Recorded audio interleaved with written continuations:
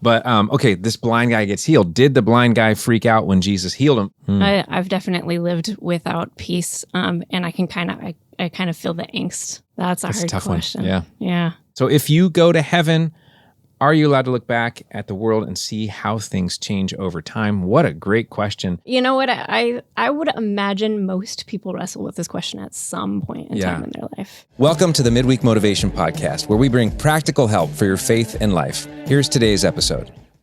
Hey guys, welcome to this week's Midweek Motivation with Westside. I'm already feeling motivated. Woot woot. Yeah, to start out with. I don't know where it's going to be at the end. It's going to be really good. I think it's going to be awesome. Yeah. My name's Jess, and this is Gabe, hey, everybody. Our pastor here at Westside. And we are, 4 weeks in? Yeah, I think this is our, coming up on our fourth. Yeah, 4 weeks into this amazing series, if you could ask God anything. Yeah. We've had some crazy, intense questions. Yeah. Like some real deep stuff. And we've got plenty of them still coming. We do. Yeah. We do. But we thought maybe we'd, ebbs and flows, they're good. We thought we'd maybe, have a break for a second. Okay. Like a mental break? Yeah. Oh, that sounds nice. Yeah. And ask some fun questions. Okay. So, what do you think? I like it. Sweet. All right, so question for you. Okay. If you could be invisible for a day, whatever, what would you do? Woo! I would probably go around trying to scare people. I mean, the people that I like, I'd probably do that. Yeah. I'd probably start with my wife. I'm just being honest, just for fun. That would be really fun. Oh, you'd be great friends with my grandson Tatum. The jump scare is his favorite thing. Yeah, that would be really fun. Okay, I got one for you. Okay. What is the worst thing you've ever smelled? I've smelled a lot of nasty things. But I think that the worst thing, my favorite thing and the worst thing that I've ever smelled come from the garage.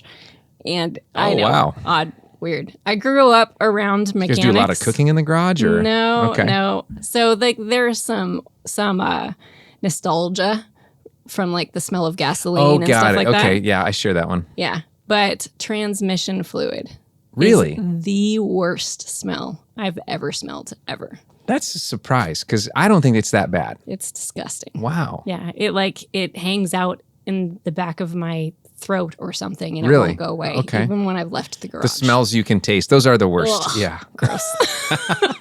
Okay. That did feel nice, and I think I'm refreshed enough to go into a serious question now. Good. I think you've got an awesome question. Okay. Don't you? Yeah, I do. Yeah. I know that this one was a great one that came on. So we're going to start with this one. Here we go. All right, so James, if you could ask God anything, what would it be? Let's see, when Jesus healed the person that was blind from birth, and we all of a sudden had sight, did that guy freak out because he'd never seen anything before? I love that. That's a great one. And if you weren't with us at Westside on Sunday, this kind of was the character we talked about in our question, what's the purpose of my pain? But okay, this blind guy gets healed. Did the blind guy freak out when Jesus healed him? What a great question, because he probably did. I mean, I can't imagine that he wouldn't have. He had never seen before, which is what James was asking about in the question. And I started thinking about this after I saw the question and thought,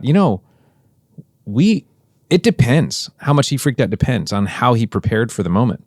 Because I think we all have to ask ourselves the question, how do I prepare for a miracle in my life? And if we don't prepare for a miracle in our life, apparently Jesus goes, according to your faith, it will be done to you. Yeah. And so I can think of just a few surprises that have happened in my life.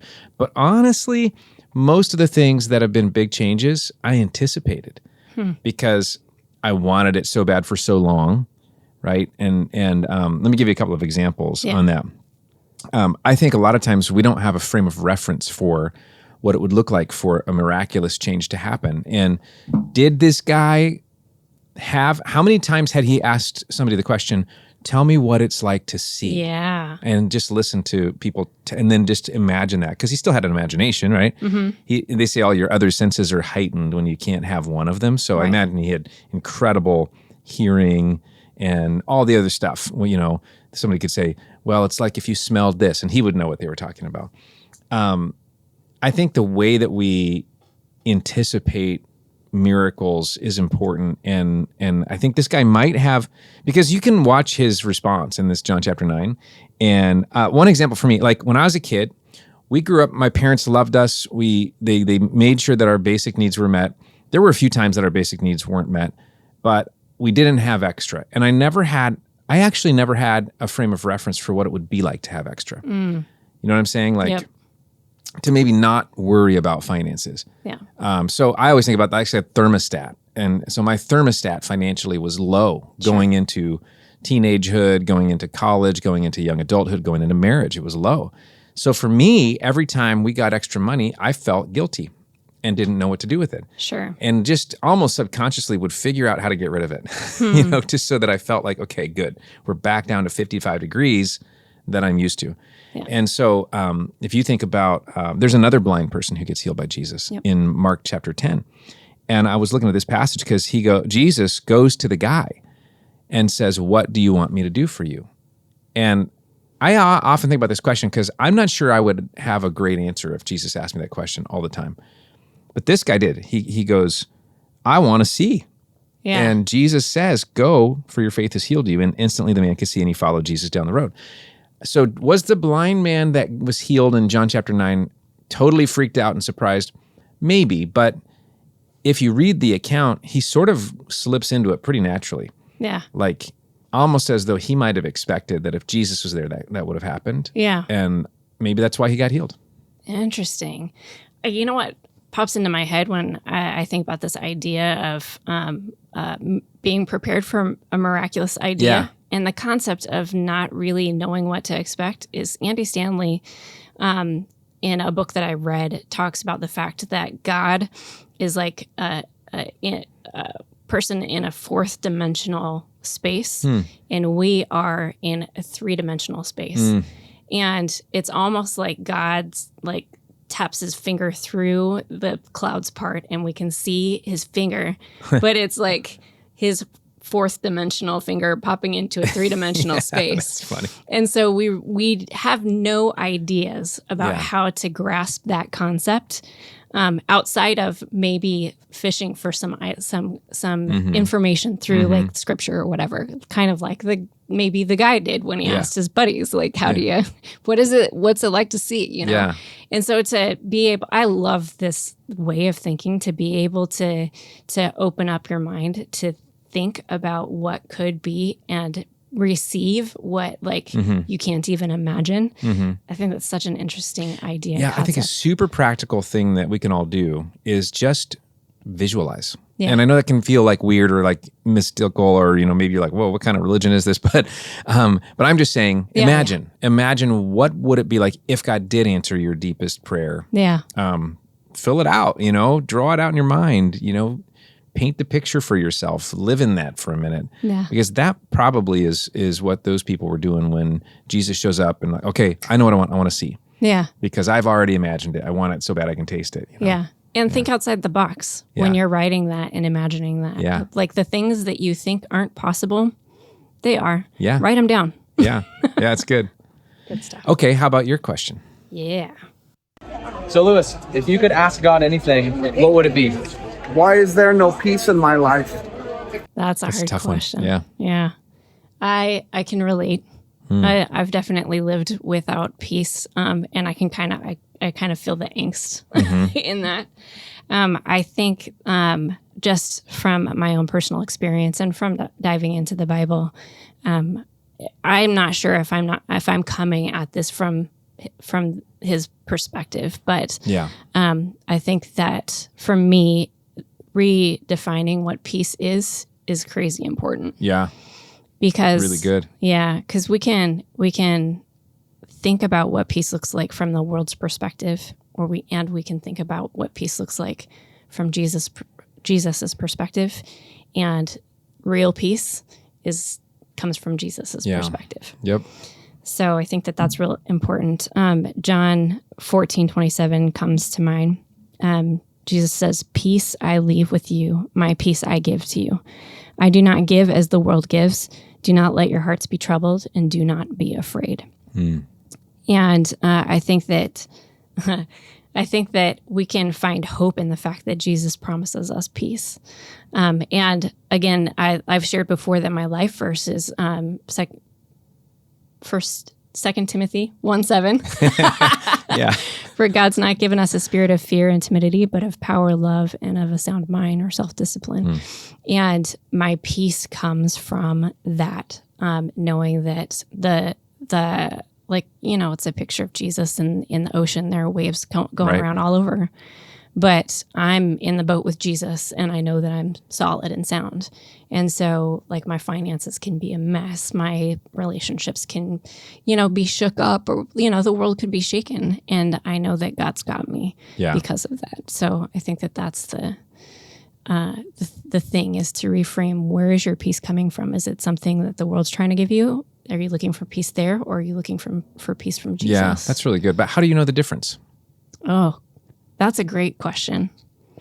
Well, in that verse, we see, don't let your hearts be troubled. Do not be afraid, right?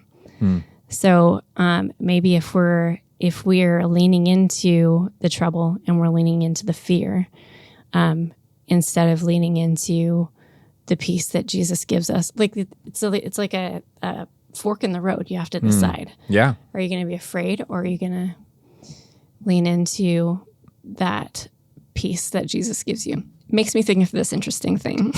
Have you ever heard cross-country skiers? There's this thing that they do. They tell you when you're learning how to cross-country ski and you're going downhill, not to look at the trees. Yeah. Don't look at the trees. I think that's what my sister did. Looked at the tree. Oh, really? Yeah. I've never that. been, but it stuck with me. If you look at the tree, then you're going to run into the tree. Yeah, I'm pretty sure she looked at it. Yeah. That's funny. It's the same, I think, with driving. When I learned how to drive, the instructor was like, keep your eyes on the road. Yeah. Don't look off to the side. That's a really great one. Yeah. Because you tend to veer toward whatever you're looking at. Yeah. Yeah. So are you like looking that. at the trouble, or are you looking at Jesus? Yeah. One of the things I love about that John 14 passage you mentioned about Jesus going, I'm going to give you my peace. It's not like the world gives. And so don't be troubled, right? Yeah. And I think one thing that is super helpful for me is to go, well, what is the opposite of peace? And so it is a troubled heart. And when you really look at kind of like, what does the New Testament teach about a troubled heart? It's a heart divided or torn apart, which is the same as the word anxious, which just means to be in two places at one time. So I'm sitting here having this conversation with you, and I'm regretting a conversation I had yesterday with a person and going, I'm still upset about that. So I can't be fully here because I'm part there, part here. That's anxiety. And Jesus is going, don't let your heart be troubled, which is a command. Any thoughts on what are practices that you do that help you stay peaceful? Oh my gosh. Well, just as you say that, I think automatically of the fact that there's this concept of running to conflict. Like if you've got something that's troubling you, go deal with it. Like find some resolution in that, at least as much as you are responsible for, like Jesus tells us in the Bible. I think that I have this thing where if I am there's something undone or unfinished, it's going to hang out in the back of my head for forever and come up in the worst possible ways and times. Like wake me up at 3:00 in the morning. Or like you said, like I'm having a conversation with one of my kids that's really important, but something else that I didn't deal with is popping up. So now I'm divided.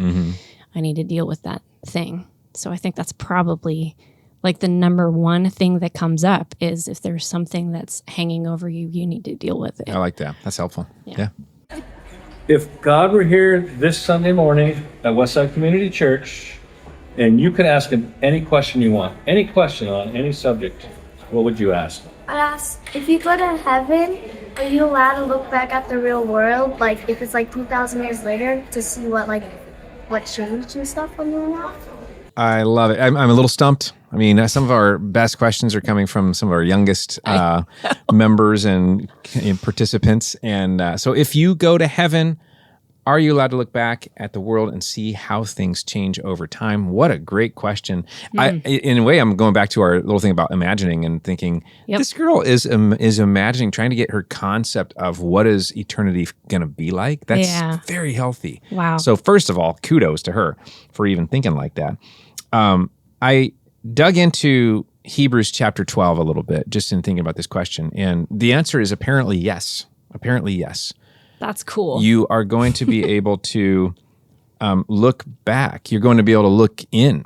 And the reason why I say that is because Hebrews chapter 12 says, therefore, since we are surrounded by such a huge crowd of witnesses to the life of faith, let us strip off every weight that slows us down, especially the sin that so easily trips us up, and let us run with endurance the race God has set before us. Paul is talking here about, with a metaphor. He's using a metaphor of an arena.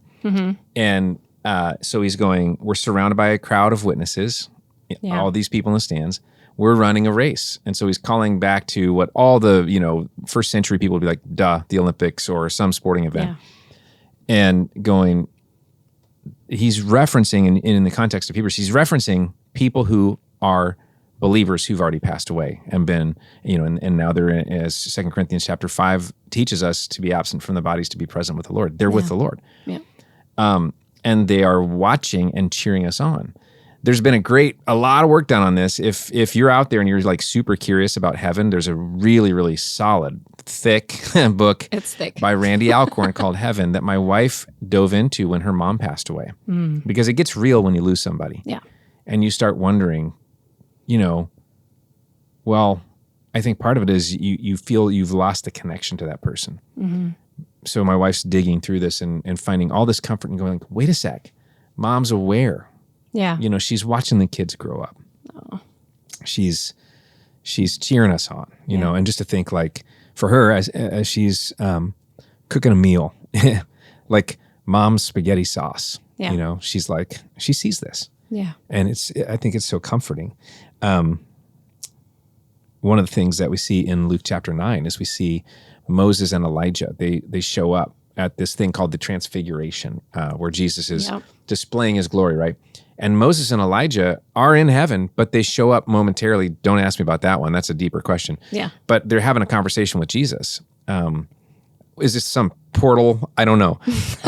They're there. They're talking. So they're in the eternal state, quote unquote, but also having a conversation with Jesus in real time about what's going on earth. And so, I think again that there is an awareness, and it makes me happy because my image of heaven, maybe, or all of us have this kind of fake image of heaven where you got it from a cartoon. You're floating on a cloud playing a harp, in this eternal state of what seems like not very purposeful work. Yeah, gross.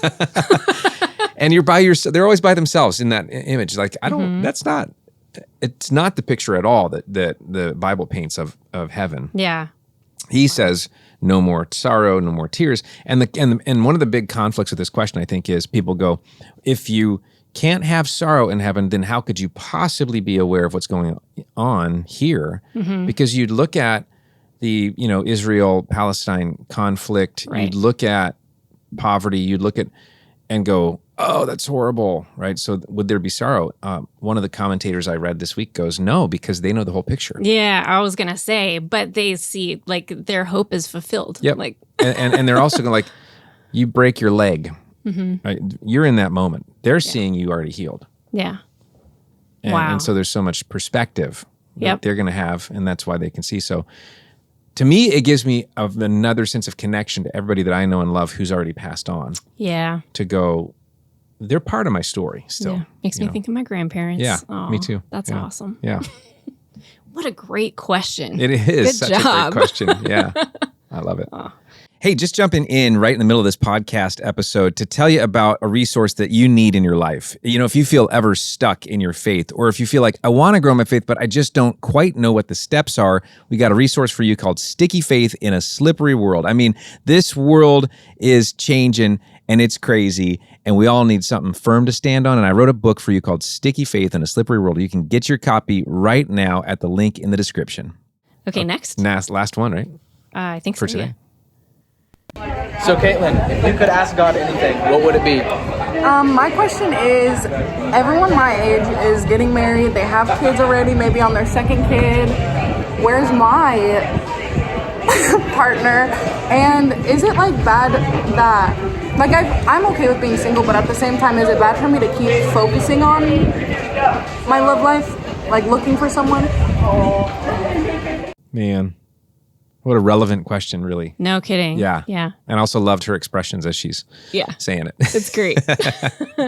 Yeah. You know what? I would imagine most people wrestle with this question at some point in time in their life. And I think that it's a great question. I wrestled with it. Mm-hmm. I know I did for a good long while, actually. And the first thing that pops to mind is 1 Corinthians 7, because Paul talks about singleness. And I think that the important thing to pull out of that is that singleness can be such a precious thing. It can actually really be a gift to God if you're called to be single. Even if you're not called to be single, that's perfectly fine. You know, that's great. You can still use that time as a single person very, very purposefully. And I did it both ways. Okay. I didn't use my singleness well and ended up reaping consequences from that. All right. And then changed my tune and used it really well. And, I've been married for almost 20 years now. So I think that Can I ask, how long were you single? Yeah. I was single. Well, I got married when I was 26. So I was technically single all the way through that. Yeah. Mm-hmm. I had relationships in there, though. Yeah. And they were serious relationships that weren't handled the right way. So as an adult, 8 years. Mm-hmm. Yeah. Yeah. Got it. So I think, I think that the key is dealing with that singleness in the right way. And I think that the biggest thing that we wrestle with while we're single, like the thing that causes us to really ask this question is probably loneliness. Yeah. Like wrestling with being alone. And so the thing that God walked me through, I feel like, was realizing that I don't have to be lonely even though I'm single. And the fact is that you can be lonely even if you're married. Oh my goodness. Yeah. Yeah. You know, as we do work with married couples all the time, Melissa and I, we constantly see this one in our podcast, even Marriage Monthly, it just comes up all the time. You could be more lonely as a married person than a single person. Right. Is. Yeah. So really, if we don't deal with that issue, then we're setting ourselves. What do you think the root issue is? Because that's what I'm talking about. It's not like marriage makes you lonely, but if you don't handle the loneliness, issue. Yeah. I think for me, I found that I was looking for my other half. I was looking for wholeness, for completeness. Okay. Yeah. And another person can't do that for you.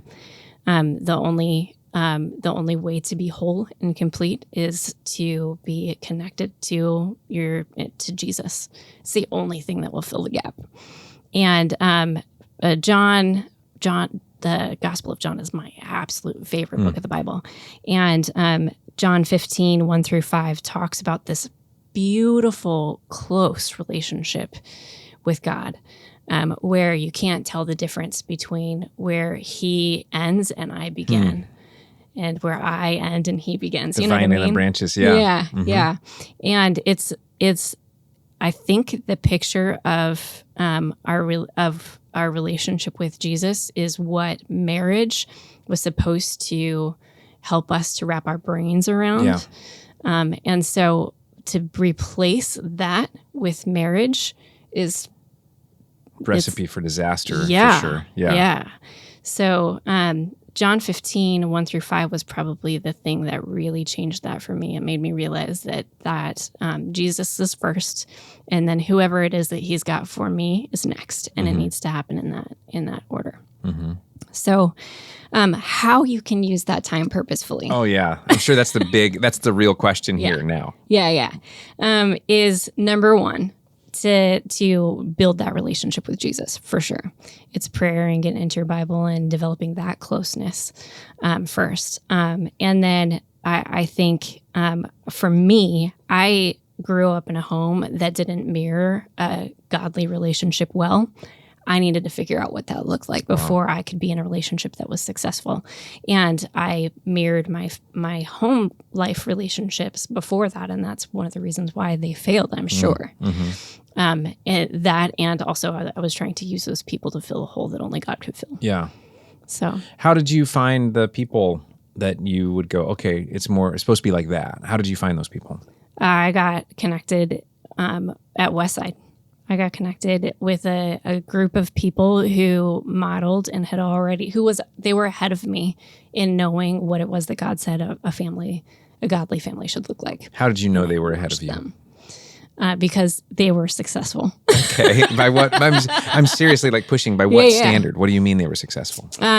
They had loving relationships where they spoke kindly to each other, where they prioritized their life, where they chased after Jesus together.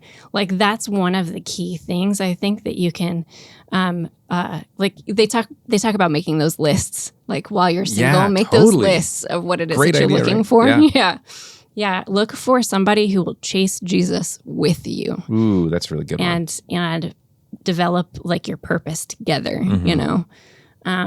Their families were the most important. Like I learned how to prioritize. God comes first. My spouse comes next at Westside because of the examples. Awesome. Yeah. And then also get around people who can hold you accountable to your standard. So That's a tough one. yeah. So you get around people who you learn from and then communicate, this is what I'm looking for. And if you start to veer from that, they're going to be like, remember that conversation that we had? Yeah. What was for you the easiest way to get around those people, or what did that look like for you in the beginning? It was really hard because I am a very, not shy anymore, but an introvert. And I was incredibly shy and full of shame. So I was a wallflower. And every single step that I took like the most courage that you could imagine having to come up with on like your best day. You know what I mean? Like, so having the courage to step into it because you know that that's what you want. Was it like you're taking people couples out to coffee to pick their brains, or you're in groups, or you're... That's what I would do now. Okay. I would ask if I could meet up for lunch with people. There were a couple of people that I did that with. Melissa Kolstad was one of them. And I got into groups for sure, like family groups. I remember the moment when God tapped me on the shoulder and was like, yeah, it's okay. It's time for you to go ahead and start dating. And I met my husband a couple of weeks later. Yeah. And I was in a group and we were talking about families and what healthy relationship looks like and stuff. And I just remember God saying, yeah, it's okay for you to start dating now. And literally weeks later, my best friend introduced me to my husband of 20 my years. gosh, that's amazing. Yeah. I mean, I think there's a lot of people asking this question, and I know that there are. And I wonder if for them, they're just going like, oh, thank you for saying that, because that moment is what I'm waiting for. But you had the patience and perspective maybe, and accountability to wait until you're ready. 5 years. It was a 5-year process okay. for me. Yeah. Yeah. And I also think that it's important to encourage people to know that my story is not going to be your story. Sure. True. So what it looks like for you is going to be different. But I think the number one key is to deal with that. I'm looking for something to fill me up, because God's like, I don't think you're going to find it until you figure that out. Yeah. And even if you did find it, what would happen with it if you misused that relationship? Oof, yeah. So, yeah. Strong stuff. I hope so. It's good. Yeah. There's hope. There's hope. In all the questions that came up today, there's Absolutely. hope. That's good. Yeah. All right. Well, thanks for hanging out with me again. Yeah, absolutely. It was fun. Yeah. Thank you so much for everybody that's been submitting these questions. They're fantastic. Keep them coming. questions. Right in the comments right here. Yes. No, we're reading those comments. We're actually reading those comments. Yeah. Yeah. Yeah. Ask your question and you might see it here. Yeah. Yeah. So, all right. Have a good one, guys. And make sure that you catch us on Sundays for more answers to the questions that are coming up. We're going to keep plowing through this series. Yep. Yeah. All right. See you there. We hope you enjoyed this episode of Midweek Motivation. To make sure you don't miss any content in the future, please subscribe, share, and if you enjoyed this, give us a like, and consider popping by a Westside service some weekend. You can find out more at westsidecommunitychurch.com.